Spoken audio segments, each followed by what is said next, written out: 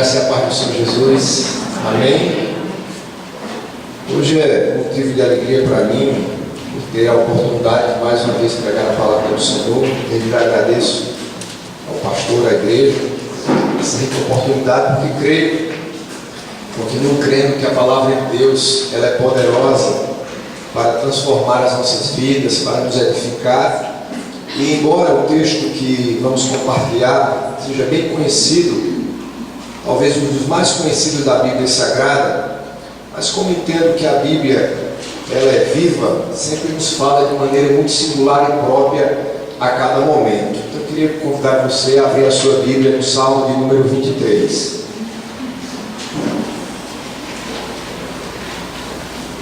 Salmo de número 23. Se você encontrou, quero convidá-lo a ficar de pé, por favor.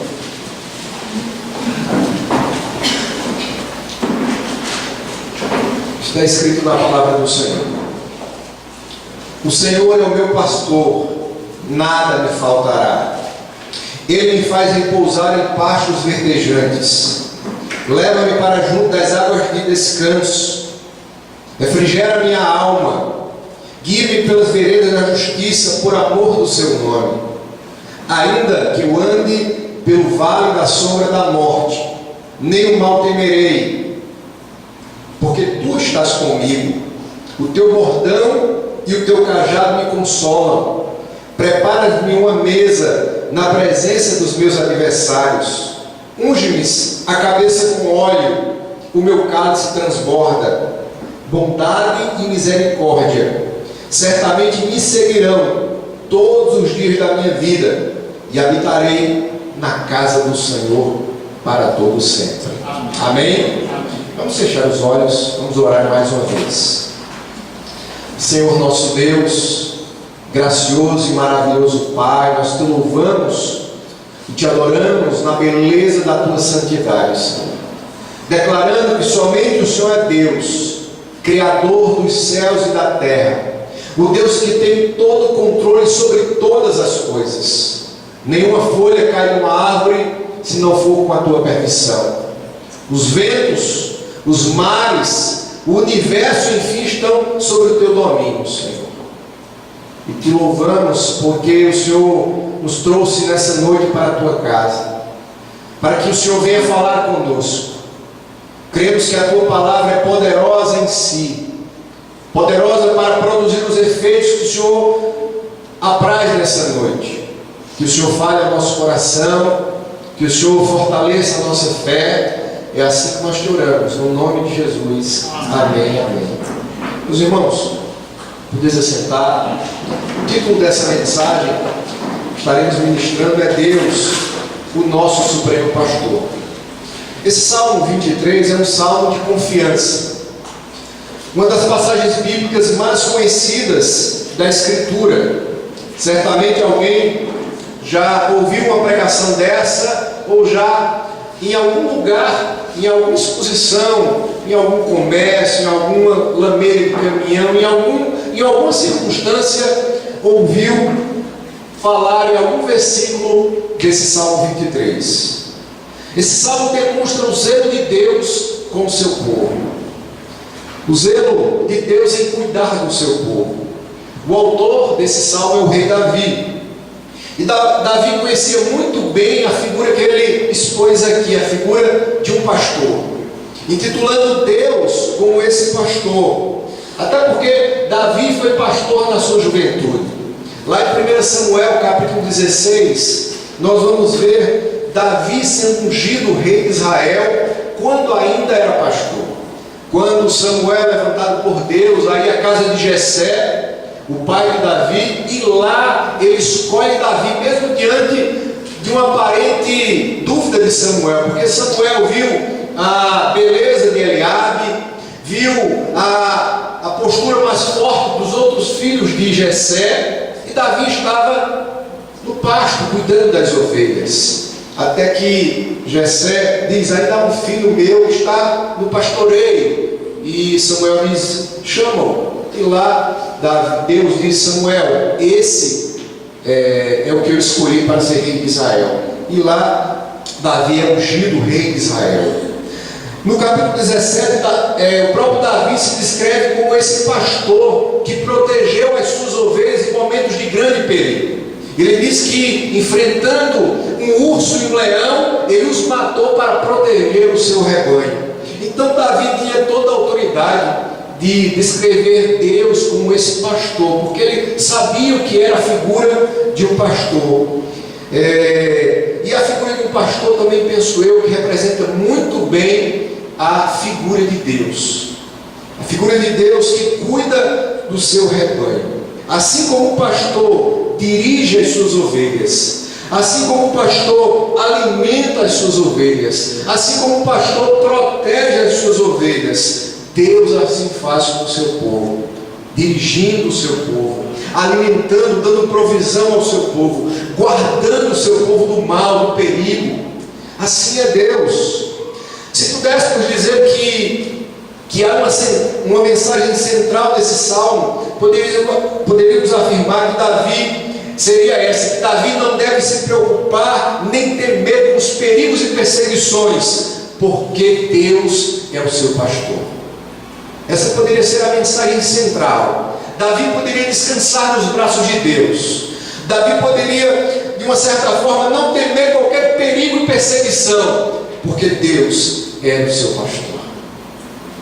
Esse salmo também traz uma mensagem messiânica, porque se o nosso Deus é titulado como pastor do salmo, como Deus que cuida de Israel e cuidou de Israel desde quando ele levantou Abraão para ser aquele que ia formar essa grande nação, Deus assim esteve com Abraão, esteve com Isaac, esteve com Jacó, os 12 filhos de Jacó, com as tribos de Israel, esteve com Israel durante os 40 anos no deserto, com o cativeiro do Egito, os outros cativeiros. Deus esteve com o seu povo, mas também aponta como um salmo messiânico para aquele que seria também chamado de um bom pastor. Em João capítulo 10, Jesus diz assim: eu sou o bom pastor que dá a vida pelas ovelhas. João 10, versículo 11. Eu sou o bom pastor, e esse bom pastor que dá a vida pelas ovelhas. Então temos tanto a figura de Deus como pastor, como também a figura messiânica de Jesus se apresentando na nova aliança como pastor que vai dar a vida pelas suas ovelhas, por cada um de nós. E agora eu queria voltar para o Salmo, irmãos. O Salmo 23, no seu versículo 1. Especialmente na parte primeira do versículo 1, quando Davi diz, declara que o Senhor é o meu pastor. O Senhor é o meu pastor. Davi aqui representa essa figura de Deus como sendo o seu pastor, representando para ele tanto a autoridade de Deus sobre a sua vida. Deus é o seu Senhor, mas também representando a intimidade que Davi tinha com Deus. Ele é o meu pastor. Representa tanto a autoridade de Deus sobre a sua vida, como também essa intimidade. Nessa primeira parte do verso, Davi reconhecia a liderança que Deus, como a autoridade que tinha sobre a sua vida, essa liderança que Deus exercia, não só sobre a sua vida, mas sobre o seu reinado. Davi foi rei de Israel no momento que Israel prosperou muito. Prosperou tanto em riquezas, como também territorialmente. Foi um momento de grande prosperidade para Israel, que compete principalmente a expansão territorial. Mas Davi reconhecia que todo o êxito que ele teve, esteve porque Davi estava sob a liderança de Deus. Deus era o seu Senhor. Davi reconhecia essa autoridade divina sobre as suas vontades. Davi reconhecia que mesmo sendo ele rei de Israel, ele precisava da autoridade suprema de Deus sobre a sua vida. Precisava inclinar as suas vontades à vontade de Deus. Isso aqui, irmão, já nos cabe uma aplicação. Porque muitas vezes queremos guiar a nossa vida segundo as nossas vontades, planos e propósitos. E precisamos entender que nós temos um Deus que é Senhor das nossas vidas. Às vezes nós queremos todas as bênçãos de Deus. e a mais preciosa delas, que é a salvação das nossas almas. Queremos a salvação e colocamos Deus como nosso Salvador, mas esquecemos também que Ele é Senhor das nossas vidas, que nós temos que submeter a nossa vontade à vontade de Deus.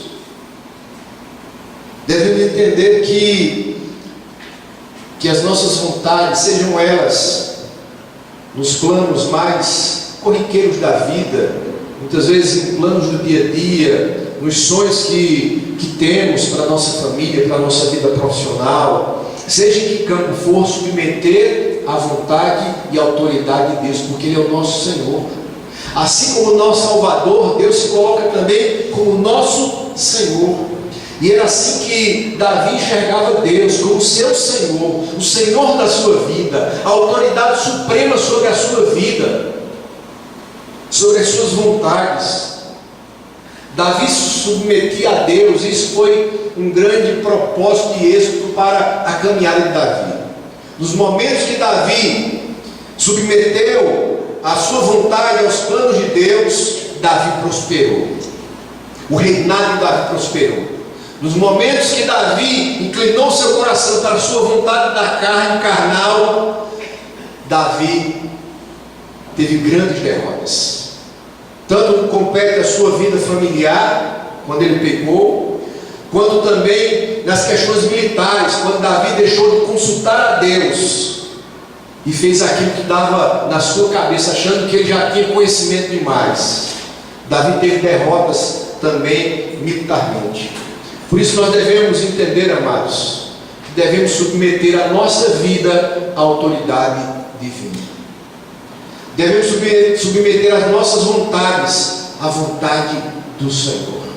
Devemos diariamente consultar a Deus e dizer: Senhor, essa é a tua vontade para a minha vida.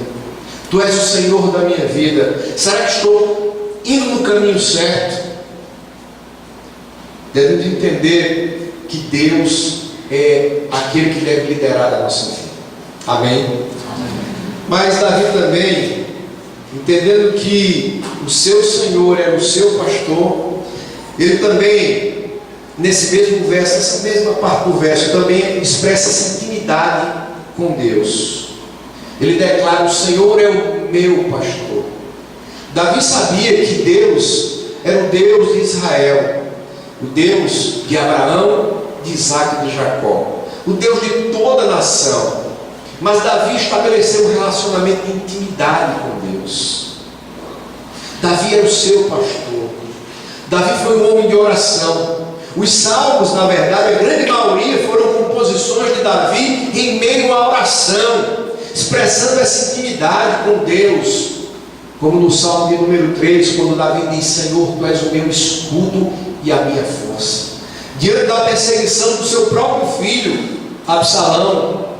E em vários outros salmos, como o Salmo 27, o Senhor é a minha luz, a quem temerei? O Senhor é a minha fortaleza, de quem temerei medo? Davi estabeleceu um relacionamento de intimidade com Deus. O Senhor é o seu pastor. Você pode dizer isso para Deus também? O Senhor não é o pastor do pastor Joabe, simplesmente, do diácono Nezinho, do irmão Glauber. O Senhor é o meu pastor também. É o pastor da igreja, mas Ele é o meu pastor. Eu sei que posso dobrar os joelhos e orar, estabelecer esse relacionamento de intimidade com Deus, de orar e ver as minhas orações sendo respondidas, de ver Deus consolando o meu coração, fortalecendo a minha alma, de entender que Ele é o Deus que nos salva como igreja, mas Ele é o Deus também que me salvou, que me separou como filho amado, que me conhece pelo nome. Deus nos conhece pelo nome. Assim como Ele conhece as estrelas dos céus, Ele nos conhece perfeitamente. Ele sabe quem somos, sabe as nossas limitações, fraquezas, as nossas angústias. Deus nos conhece. Por isso precisamos estabelecer esse relacionamento de intimidade, porque Ele é o meu pastor. É o pastor da igreja, mas Ele é o meu pastor. o meu pastor amado, o meu pastor que cuida de mim. Amém? Então podemos ter esse entendimento que Deus, assim como Davi foi escolhido, quando nem Samuel pensava que era Davi, por ser ainda jovem, franzino, Deus já conhecia Davi e o escolheu para ser rei de Israel. Deus o conhecia, e a partir dali Davi estabeleceu um relacionamento de extrema intimidade com Deus.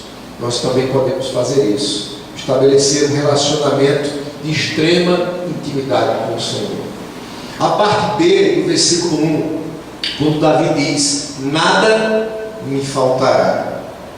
Essa expressão, nada me faltará, nesse versículo, ela é, dentre os textos da Bíblia, o que mais classicamente é interpretado mal. Pois embora nós saibamos que Deus supre as nossas necessidades, e eu creio, irmãos, que Deus supre as nossas necessidades. Assim disse Jesus: olhai as aves dos céus, que não semeiam, nem cegam, nem ajuntam em celeiros, e o vosso Pai Celeste as alimenta. Não tendes vós muito mais valor do que elas?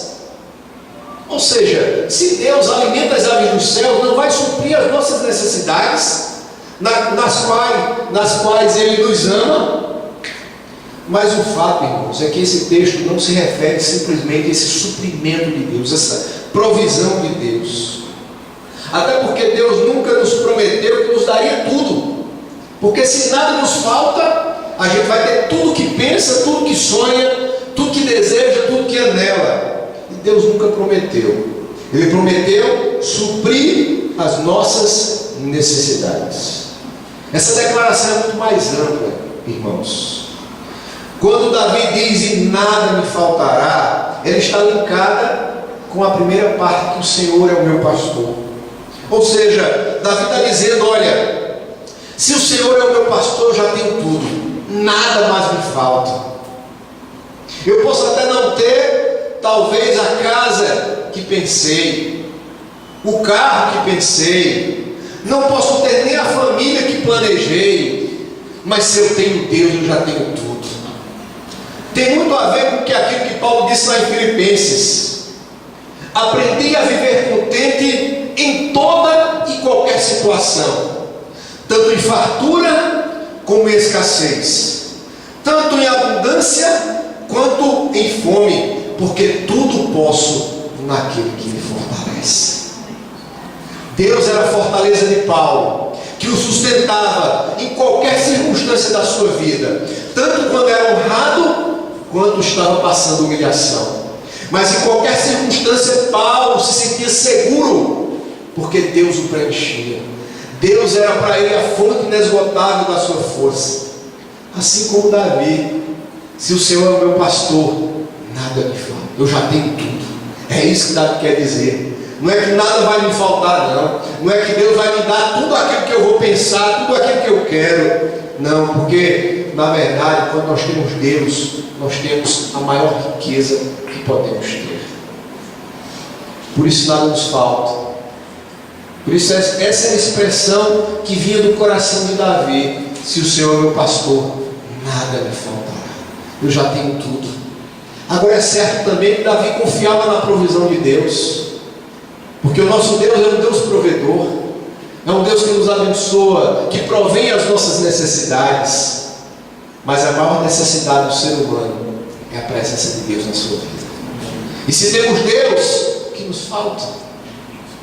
Podemos até não ter aquilo que pensamos que necessitaríamos para sermos felizes. Às vezes construímos os nossos altares, os nossos pequenos deuses de felicidade, mas a grande necessidade do crente, do cristão, é Deus, é o Senhor Jesus Cristo. Então, se o Senhor é o meu pastor, nada mais me falta, eu já tenho tudo o que preciso. As demais coisas serão consequências, serão bênçãos que Deus vai nos dar como fruto da sua bondade, da sua misericórdia. Amém, irmãos? Então podemos entender que quem preenche a nossa vida é Deus. Quem dá razão para o nosso viver é Deus. Se eu tenho Deus, o que mais preciso? O que mais preciso? Deus é o nosso bem mais precioso. Amém? Os versículos 2 e 3, o salmista diz assim: Ele me faz repousar em pastos verdejantes, leva-me para junto das águas de descanso, refrigera minha alma, guia-me pelas veredas da justiça, por amor do seu nome. Os períodos de seca da Palestina, do território de Israel, são períodos de grande seca, onde normalmente todo o pasto é corroído pelo calor intenso. Nem sempre se encontra água, como em qualquer lugar onde a seca, e principalmente lugares onde o deserto está presente, é fácil de se encontrar. E no território de Israel é assim. Nesse ciclo de seca, é difícil encontrar pastos verdejantes, nem muito menos água em abundância. Normalmente são períodos de intenso calor. Mas o salmista aqui traz essa imagem do pastor conduzindo o seu rebanho ao descanso, à abundância, ao refrigério e à segurança de um caminho reto. Esse texto aqui, irmãos, nos leva a olhar para o nosso Deus, sendo esse Deus que cuida do seu povo de maneira muito própria.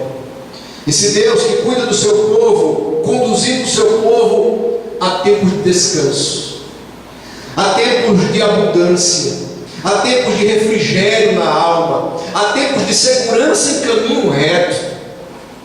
O texto nos leva a olhar para Cristo, aquele que é o autor e consumador da nossa fé, aquele que se titulou como sendo o bom pastor, e sendo Jesus o bom pastor, e sendo nós ovelhas do seu pastoreio, devemos confiar que na condução das nossas vidas, Jesus nos conduzirá em tempos de provisão, de refrigério, de direção e de proteção divina.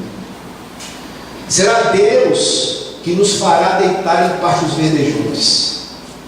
Às vezes esperamos nos homens. Estamos vivendo um novo ciclo aqui no Brasil, onde as esperanças se renovam devido a uma mudança eleitoral. Mas o fato é, irmãos, que para o cristão, a nossa segurança deve estar em Cristo. Devemos esperar, na verdade, a provisão, o descanso e a segurança em Deus. Porque dos homens, por mais que eles acertem, ainda podem nos decepcionar. Quem nos guia a pastos verdejantes, quem nos leva às águas de descanso e traz refrigério para a nossa alma, é o nosso bom pastor. Por isso a nossa fé deve estar nele, deve estar em Cristo Jesus. E o salmista Davi aqui, ele coloca como fundamento de tudo isso o próprio Deus, quando ele diz no versículo 3, na parte final, que tanto o repousar em pastos verdejantes, as águas de descanso, o guiar, o refrigerar a alma e o guiar pelas veredas da justiça serão por amor ao seu nome. Deus fará tudo isso por amor ao nome dele. Ou seja, o fundamento de tudo isso é o próprio Deus. Nós não merecemos nada. Deus, na verdade, quando Ele nos dá a sua provisão, nos dá tempos de descanso, refrigera a nossa alma com o bálsamo do Espírito Santo, tudo isso é por amor ao seu nome. São promessas que Ele está cumprindo nas nossas vidas, porque Ele é fiel, porque Deus é bondade, porque Deus é misericórdia, uma expressão da fidelidade dEle, porque Ele é o autor da nossa salvação. Tudo isso é fruto da bênção de Deus, é por amor ao nome dEle que Ele faz isso. Não há nada em nós que possa produzir isso em Deus, porque nós somos pecadores. diligentemente, muitas vezes, se afastamos dos planos de Deus. Por diversas vezes endurecemos a nossa cerviz. Temos o coração inclinado para o pecado. Se não fosse Deus, o Espírito Santo nos guardando, nos firmando nas promessas de Deus. Por isso, amados, é tudo por amor ao nome dele que ele faz. Toda essa segurança do bom pastor, guiando suas ovelhas, protegendo elas, provendo elas, é por amor ao seu nome. É ele quem traz a paz e a segurança verdadeira e aplica em nós a sua justiça. No versículo 4, Davi diz: ainda que eu andasse pelo vale da sombra da morte, não temerei mal nenhum, porque tu estás comigo. O teu bordão e o teu cajado me consolam. Eu queria só lembrar para aqueles que não conhecem a figura de um pastor, ou os instrumentos que o pastor se utiliza. O bordão normalmente era um instrumento que servia para guiar o rebanho, na qual o pastor se utiliza para mostrar as ovelhas, para trazer a noção de guiá-los. E o cajado era um instrumento de proteger as ovelhas dos animais ferozes, de ladrões. Era um instrumento de defesa dos pastores para com as suas ovelhas.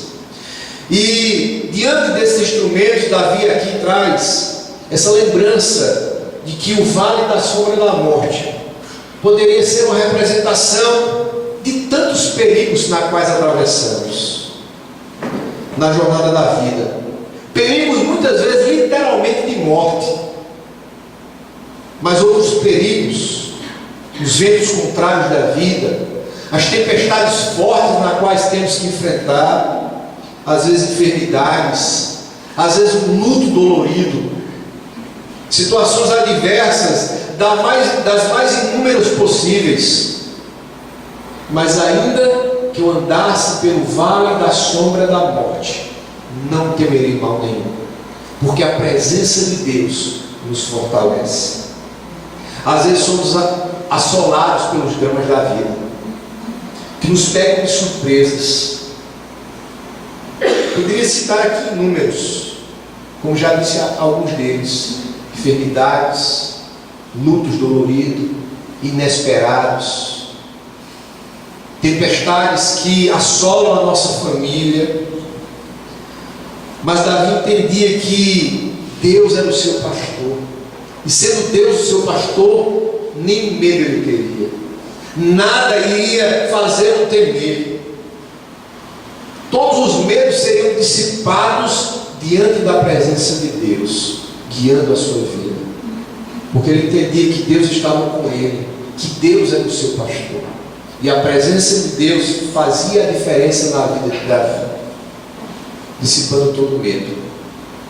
Eu não sei quais os medos que lhe assolam, não sei quais os motivos que talvez tenham tirado as suas noites de sono, não sei quais as angústias que têm tomado o seu coração,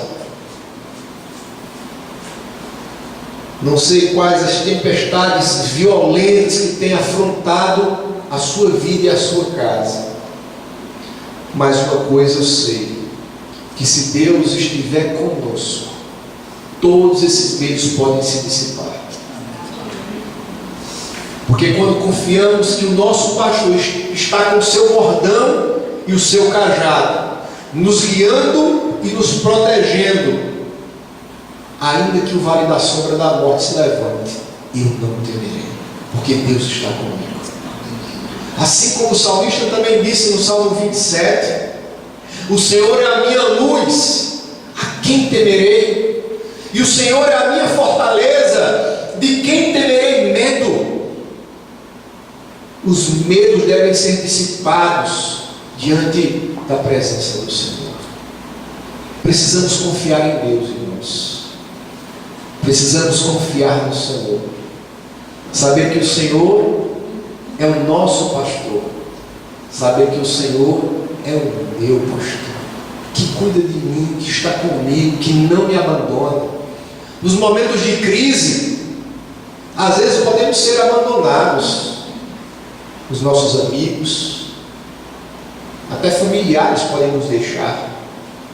Mas há alguém que não nos abandonará em nenhum momento, em nenhuma circunstância. Esse é o nosso Deus. E prefigurando isso, o salmista também diz algo que é muito difícil de acontecer. Mas ele diz: mesmo que meu pai e minha mãe me desamparasse, o Senhor estaria comigo. O Senhor não me desampararia. Então, diante disso, o que temer? Podem se levantar exércitos, tropas, mas se o Senhor está comigo, eu preciso confiar em Deus. Eu preciso saber que Deus é o meu pastor e não vai me abandonar. Muito pelo contrário, Ele vai cuidar de mim como ovelha querida. Como ovelha que pode até sair do aprisco, mas Ele vai buscar aquela ovelha, para que ela fique segura no aprisco do Senhor. Então, nem a morte, irmãos, nós devemos temer, porque o Senhor está conosco. Amém? Versículo 5, o salmista diz: preparas-me uma mesa na presença dos meus adversários, unge-me a cabeça com óleo, o meu cálice transborda. A imagem que o salmista traz aqui é de alguém que é honrado por Deus. Na cultura de Israel, especialmente na cultura antiga, era hábito quando o anfitrião chamava os seus convidados à mesa. Ao estarem agora participando da refeição, o anfitrião ia lá e gotejava bálsamo, gotas de orvalho, eram ungidos os seus convidados, como um sinal de honra, por estarem ali na sua casa. E aqui o salmista descreve justamente essa imagem. Alguém que é chamado para estar na presença do Senhor e é honrado, na presença mais dos seus adversários. A imagem é essa, de alguém que é honrado por Deus. Na presença dos seus inimigos, Deus honra esse homem aqui, da qual o salmista traz essa figura. É preparada uma mesa e na presença dos adversários, Deus unge a sua cabeça com óleo. O salmista entendia que ele era honrado por Deus, que Deus o honrou. E aqui eu quero até contextualizar para os dias de hoje, irmãos. Vivemos num tempo onde o homem, o ser humano em si, busca reconhecimento das pessoas. É algo que está intrinsecamente agora, parece que na vida das pessoas, principalmente com a ascendência das mídias sociais. Nós vemos que as pessoas insistentemente buscam o reconhecimento das pessoas, seja no Facebook, no Instagram, essas duas mídias mais conhecidas. Buscam tudo que fazem, postam, e normalmente parece que é uma vida que não existe problema, não é? A vida de Facebook e Instagram, quando a gente olha assim, parece que aquela pessoa vive no mundo da fantasia, porque normalmente ninguém posta também os momentos de problema, né? A gente só posta aquilo que é bom. E não há nenhum problema nisso. Mas o que queria colocar, irmãos, é que muitas vezes nós vemos que há muitas pessoas, e não quero julgá-las, mas é algo que deixa muito clássico aqui, muito claro, que são pessoas que querem, muitas vezes, ter reconhecimento das pessoas. Querem ser reconhecidas pelas pessoas. Sejam numa questão de beleza, numa questão de profissão, enfim, tantos motivos que talvez estejam no coração daquela pessoa. Mas o grande fato é, irmãos, que o cristão, seja em qualquer circunstância da sua vida, ele deve buscar o reconhecimento de Deus e não das pessoas. O reconhecimento das pessoas, a honra das pessoas é fugaz, é passageiro. Mas o reconhecimento de Deus não, é eterno, é perene, é duradouro. Devemos entender que quem nos aprova, na verdade, não são as pessoas, mas é Deus. Como disse Pedro lá em Atos, prefiro obedecer a Deus do que aos homens. Prefiro a honra de Deus do que a honra humana, porque a honra humana, ela é passageira, é fugaz. Que digam os poderosos que estavam no poder há pouco tempo atrás, estão agora carcerados. Homens de poder que muitas coisas no Brasil eram decididas lá em cima, em Brasília, e hoje estão encarcerados, humilhados, a honra no mais baixo grau. Mas foram homens que tiveram a honra das pessoas, que onde passavam eram aplaudidas, onde passavam havia o reconhecimento pelo status, pelo poder, pela riqueza. Mas homens que foram reprovados por Deus. E como cristãos, nós devemos buscar a honra de Deus, é do Senhor. Por isso Davi entendia, olha, eu prefiro ser honrado por Deus. Por isso Deus prepara uma mesa na presença dos meus adversários e unge a minha cabeça com óleo. O meu cálice transborda. O cálice transborda é um sinal de alegria, de estar sendo honrado por Deus.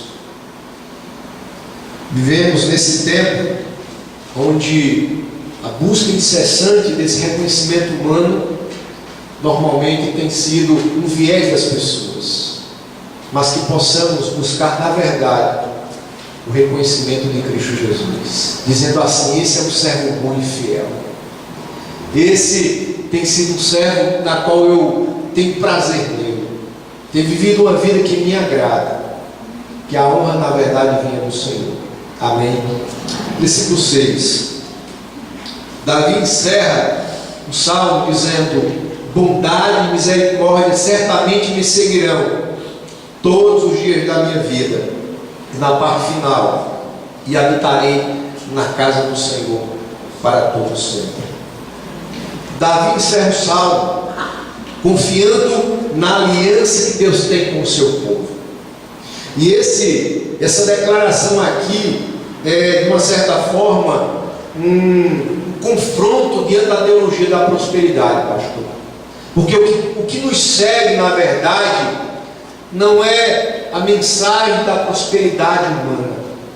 O que segue a vida do crente, ou o anelo de Davi, a oração, a petição de Davi, e a certeza que ele tinha, a confiança que ele tinha, é que o que seguiria a sua vida não eram as prosperidades materiais,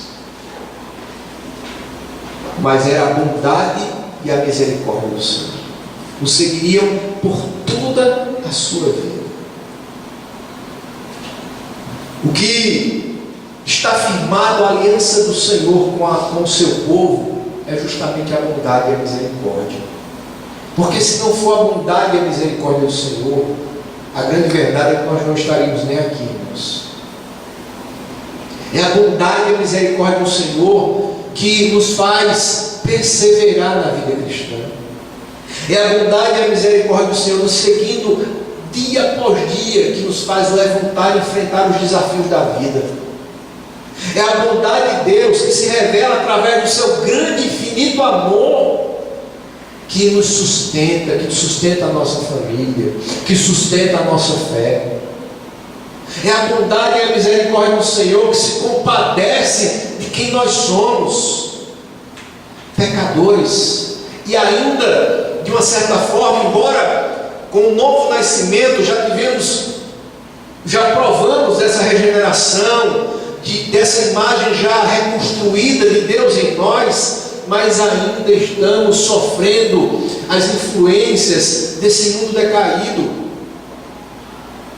Ainda estamos sob os efeitos do pecado. É tanto que envelhecemos, é tanto que enfermamos. São efeitos ainda do pecado, nesse mundo ainda que está sob os efeitos desse pecado, desde a queda de Adão.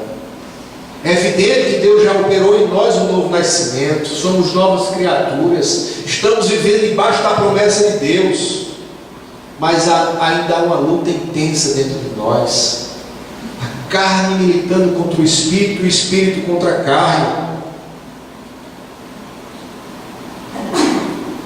encerra esse salmo justamente confiando nessa aliança que se baseia na bondade e na misericórdia de Deus, que o acompanha todos os dias da sua vida. Não é um dia sequer, mas todos os dias nós provamos dessa bondade e da misericórdia do Senhor. Quando chega o pão na sua mesa, é expressão da bondade e provisão de Deus. Quando você acorda com saúde, é expressão da misericórdia e da bondade do Senhor. Quando você está com a sua família em comunhão, é expressão da bondade e da misericórdia do Senhor. Quando você expressa a sua fé, essa fé que o próprio Deus imputou no seu coração, expressão também da misericórdia e da bondade do Senhor. Quando nós perseveramos até o final, como promessa da Escritura Sagrada, que nós estamos na segurança de Deus, que nada pode nos separar desse amor de Deus, é fruto também da bondade e da misericórdia do Senhor. E por fim, na parte B do versículo, o salmista nos faz olhar agora para a eternidade, irmãos. Quando ele diz: e habitarei na casa do Senhor para todo sempre. A fé de Davi estava sustentada não simplesmente com as promessas na quais desfrutamos aqui na terra, mas também estava firmada, linkada, a promessa do porvir, a promessa da morada eterna, da vida eterna. Como crentes em Jesus Cristo, precisamos, irmãos, entender que enquanto estamos aqui, vamos lá lutar, vamos trabalhar, vamos buscar dar o nosso melhor na nossa profissão, criar da melhor maneira os nossos filhos, dar o nosso melhor na casa do Senhor, no serviço à igreja, mas precisamos entender que o nosso coração, o nosso olhar deve estar no céu, porque não somos cidadãos dessa terra, não. Precisamos entender que, embora a nossa nacionalidade enquanto seres aqui desse mundo é brasileira, somos brasileiros, mas a nossa pátria não é aqui na terra, é nos céus. Louvado seja o nome do Senhor. Precisamos tirar as raízes, queremos muitas vezes ficar aqui, criar aqui. Às vezes queremos criar raízes demais aqui na terra. Não devemos fazer isso, porque a nossa pátria está nos céus. Somos cidadãos dos céus. Por isso Davi entendia e firmava a sua fé nisso, e habitarei, a sua fé estava nisso, e habitarei na casa do Senhor para todo sempre. A casa do Senhor é aqui na terra, irmãos? Claro que não. Precisamos entender, irmãos, que a nossa morada eterna é nos céus. Por isso, em meio às crises, como já falei, aos perigos que vivemos aqui na terra, a violência que está por demais, os perigos de morte, devemos entender, como disse o Senhor Jesus, lá em João capítulo 14, não se turbe o vosso coração. Credes em Deus, credes também em mim. Na casa do meu Pai há muitas moradas, que eu já preparei para vós, senão eu vos teria dito. Precisamos começar a anelar para que Jesus volte o mais rápido possível. Precisamos anelar, irmãos, e desejar pelo céu, porque será no céu que haverá perfeição. Será no céu, na habitação do céu, que não haverá mais choro, tristeza, decepção. Será no céu onde provaremos da glória do Senhor na perfeição plena, onde esse corpo corruptível se tornará um corpo incorruptível, que as minhas fraquezas se tornarão agora em força, que esse corpo desonrado será agora um corpo honrado, será na glória, nos céus. Por isso Davi firmava a sua fé em que habitaria na casa do Senhor para todo sempre. Nos últimos 20 dias dizia isso, pela manhã eu estive em 2 velórios. Um de uma pessoa já idosa e no último de uma pessoa bem jovem. E vi como foi difícil pais enterrarem a sua filha. Muito jovem, de apenas 19 anos. E eu pensava comigo que a única esperança que poderia dar conforto e consolo àqueles pais era essa promessa. Que um dia estariam com seu filho na casa do Senhor. Que estariam com o seu filho, com a sua filha, habitando com ele na casa do Senhor. Porque enquanto houver vida na terra, claro que o Pai das Consolações há de consolar esse casal. Mas nós sabemos que haverá um vácuo, que só Deus pode preencher. E essa promessa, entendia eu, que é uma promessa que nos traz esperança e conforto eterno. De saber que um dia habitaremos na casa do Senhor. E todos aqueles que morrerem em Cristo Jesus estarão com o Senhor lá, celebrando a Deus uma grande comunhão.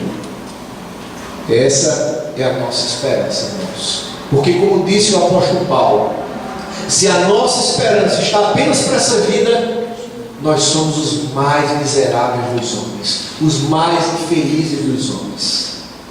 Precisamos transpor e confiar que a bondade e a misericórdia de Deus nos seguirá todos os dias da nossa vida, mas esperamos, com esperança consistente, que um dia habitaremos na casa do Senhor para todos. Amém? Vamos ficar de pé, irmãos. Eu queria, antes de orar, apenas confirmar aquilo que já estive aqui anunciando durante essa mensagem. Que Deus é suficiente para nós.